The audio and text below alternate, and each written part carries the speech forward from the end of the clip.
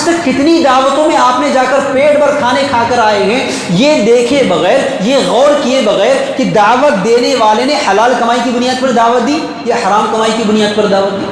دعوت کرنے والے نے سنت کے طریقے کے مطابق دعوت دی یا سنتوں کو توڑ کر دعوت دی؟ کبھی ہم نے غور کیا؟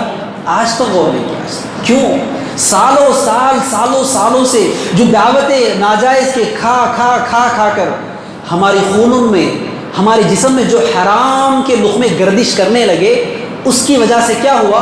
ہمارا احساس مر گیا، ہمارا ضمیر مر گیا۔ ساتھ آج بھی ضمیر ہماری آواز کرتی ہے، لیکن ہم کیا کرتے؟